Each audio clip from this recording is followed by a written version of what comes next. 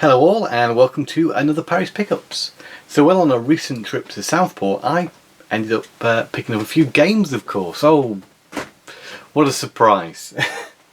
So I think all these games are picked up from CX actually, and I'll just go through them with you now. So first of all, this has been a long time coming. This is a game which I never thought I'd end up buying, but over the years I've been curious enough to try it out.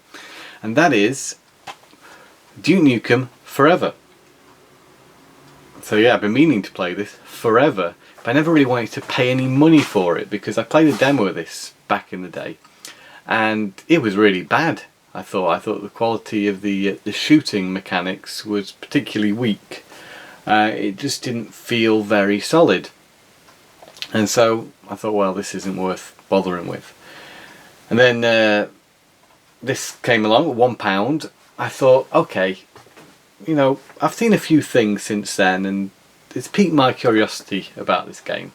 For £1, well, I might as well try it. And I did try it. And you know, initially, what Duke Nukem begins by doing is setting up a situation which is unlike any other third-person shooter, I would say. Because Duke Nukem, it plays on Duke Nukem's character, and this is the strength of this game. So everything around the beginning of the game is based around Duke Nukem being a hero. He's become famous, you know, everyone loves him, and there's lots of little moments where you can interact with the environments for comedic effect. And this sort of level of environmental interaction was really enjoyable, I have to say. But when the game came down to its shooting, there it falls short. Visually I think the game looks very nice, but the shooting doesn't feel satisfying whatsoever. It feels very ropey. I'm not sure why that is exactly. The first weapon you get is a gigantic gun that fires rockets, and you use this against a larger boss character at the beginning. And the next thing you get sort of a laser gun. It's a little bit more satisfying when you get a handgun at last, but still, yeah, there's something up with it that I can't quite put my finger on exactly what it is, but it isn't very satisfying. And there's a good bit of motion sickness playing this one. I don't know if this is one. Duke Nukem 64 was one of the first first-person shooters, the first video games I ever experienced any sort of motion sickness playing. And this game lives up to its name of Duke Nukem because, again, I had a certain sort of motion sickness playing this one. But again, I have to say the strength of this is not on its core shooting, but on its presentation, on its graphics, the way it handles the subject matter. It's fun, but a shame the actual shooting isn't fun. So that's Duke Nukem Forever. I'm glad I played it. I'll see if I can put up with, you know, its problems and see it through the end. I don't know if there's any issues later on in the game. Let me know if you know of any.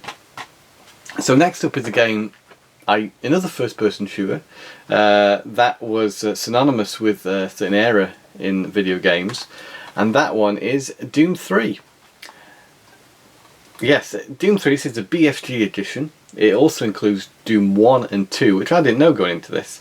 This was a little bit more expensive actually. This was £8. Maybe it's because it includes Doom 1 and Doom 2 is why it's more sought after. I'm not sure exactly. But, you know, it looks like an older game, because it is, because I originally played this on the original Xbox. I actually traded in my copy because it's one of those games I never really got into. And at the time it was probably worth something. I saw a copy of Doom on the original Xbox for just £1 in CX. So but I decided I wanted to give it another go, and if I was going to give Doom 3 another go, it was going to be this version. This has apparently been remastered, and it contains all the expansion packs as well, which is nice. Well, I noticed I was playing this on a 4x3 television, as I do all my Xbox 360 games, and it seemed to be cutting off a little bit at the sides and the top. Otherwise, it seemed okay. It didn't hamper my enjoyment of the game whatsoever. It's not as dark as I remember it on the original Xbox. I don't know if that was a conscious decision in this remaster.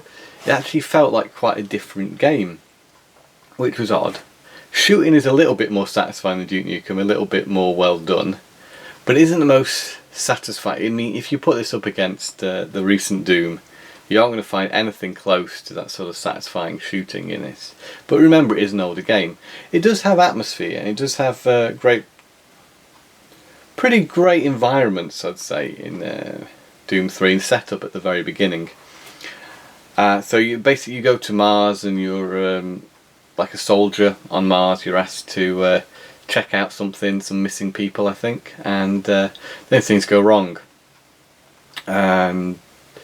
Yeah, there's monsters and demons and mention of hell and such, but it's good. It's good. It's a good game. I can maybe see why I didn't love it on the original Xbox, but it kept me engrossed, and it's a far more polished experience than, for example, Duke Nukem Forever, but I think most things are. But yeah, the graphics show their age a little bit now, I would say. You know, something like Some with a Bald Head, it's not quite round. It's you can see the angles and such, and some of the facial animations, but I can't really criticise the game for that, because this is an older game. But yeah, everything's very visible in this version of it, unlike the original, which takes away from a little bit the scare factor. But I suppose you can always turn your television brightness or brightness settings down to accommodate that.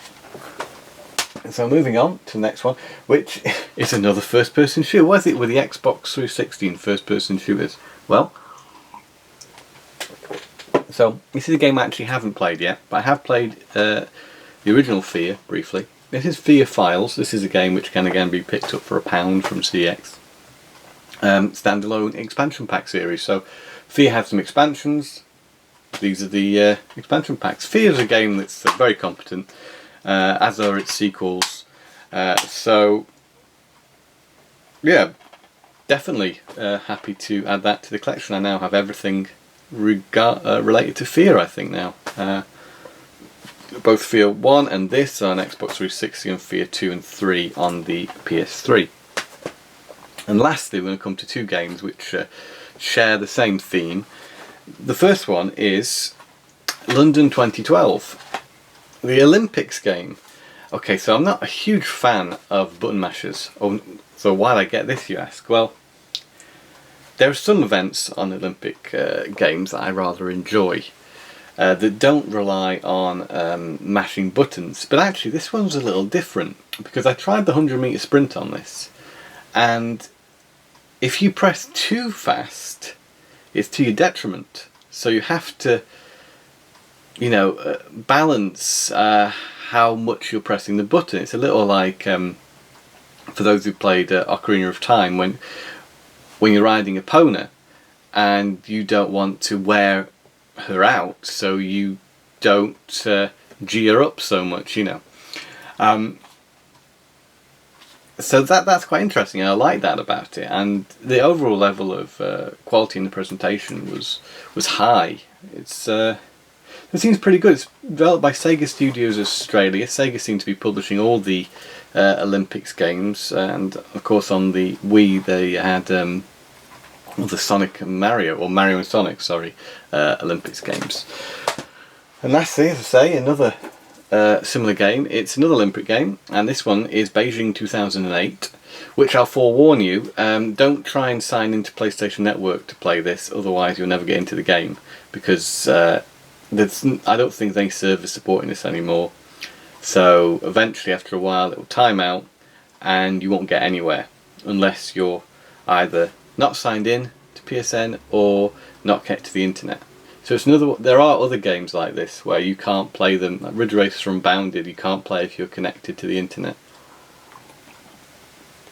Well, this is at the opposite end of the spectrum to all those games which are heavily criticised because they're only playable when connected.